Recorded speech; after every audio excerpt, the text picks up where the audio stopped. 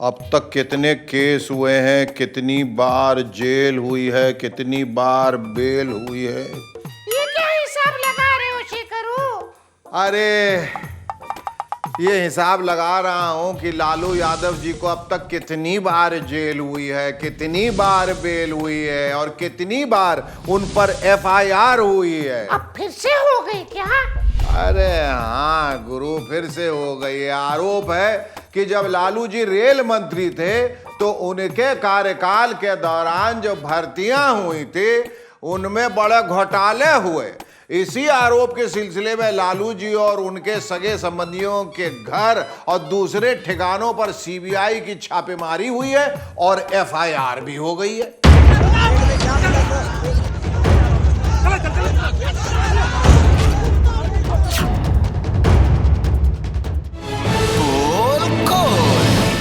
लालू जी का चारा घोटाला और उसमें मिली सजाएं तो आप जानते ही हैं।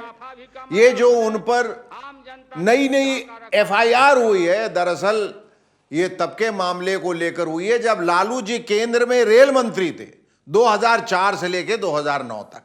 तब उनकी तरफ से बड़े लंबे चौड़े दावे किए गए थे कि हमारे कार्यकाल में रेल मंत्रालय को कितना फायदा हुआ। लेकिन अब CBI इस बात की जांच कर रही है कि फायदा रेल मंत्रालय को नहीं बल्कि लालू जी को और उनके सगे संबंधियों को हुआ, और जिन लोगों को उस दौरान रेल विभाग में नौकरियां दी गईं उनसे भी सौदेबाजी हुई।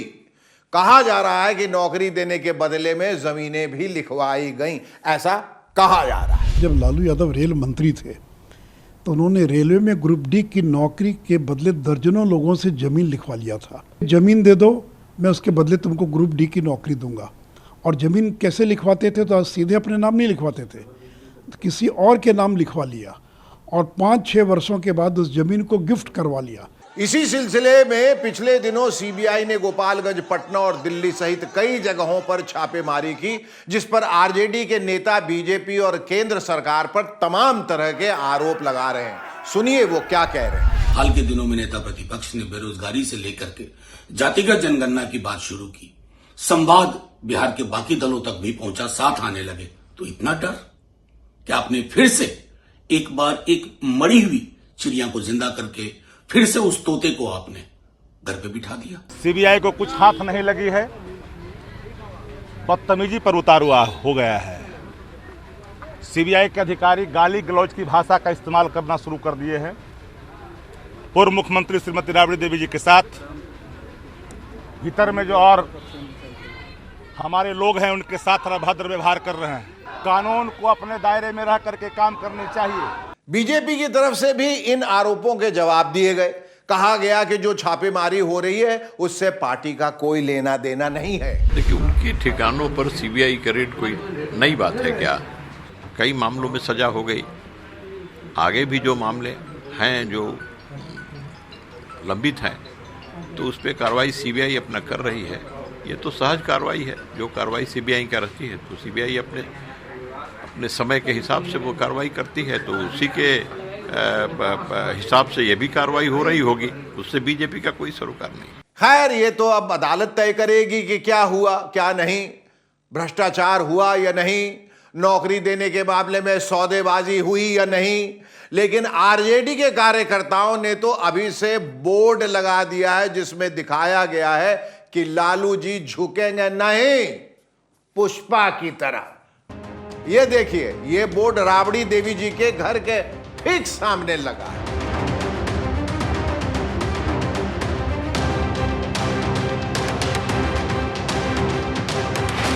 इसी दौरान एक कार्यकर्ता को थप्पड़ भी पड़ गया। ले बलैया। दरअसल जब राबड़ी जी के पटना वाले आवास पर छापेमारी चल रही थी तो RJD के कार्यकर्ताओं ने CBI के अफसरों को घेर लिया। ऐसे में राबड़ी देवी और लालू जी के बड़े बेटे तेज प्रताप ने CBI के अफसरों को वहां से सुरक्षित निकलने में मदद की। और जब लालू जी के एक सपोर्टर ने कुछ ज्यादा ही स्मार्टनेस दिखाई तो राबड़ी जी ने उसे एक झापड़ भी जड़ दिया।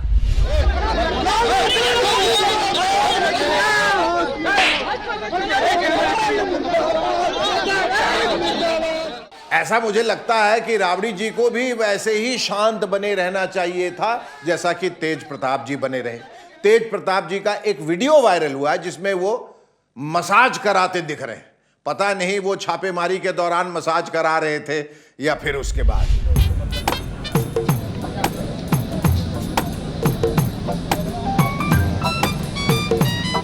पता नहीं ये वीडियो कब का है, लेकिन इससे इतना तो पता चलता है कि मसाज से शांति जरूर मिलती है। शायद इसी कारण तेज प्रताप जी ने छापेमारी के दौरान किसी को थप्पड़ नहीं मारा, सिर्फ ट्वीट किया, और ट्वीट भी बड़ा मजेदार। उनका ट्वीट पढ़कर आपको सुनाता हूं। हम यदुवंशी लोग गाय पालने वाले लोग हैं, हमरे यहां गोबर बहुत सारा है, ले जाओगे का? तेज प्रताप जी के इस गोबर वाले ट्वीट के रिएक्शन में भी बड़े मजेदार ट्वीट हुए हैं, उन्हें आप खुद पढ़ लीजिए। मैं तो यहां सिर्फ इतना कहूंगा कि सीबीआई वालों ने भी ट्वीट के माध्यम से दिए गए तेज प्रताप जी के सुझाव पर ध्यान नहीं दिया, यानी गोबर का कुछ नहीं किया और जो जहां था उसको वहीं पड़े रहने दिया।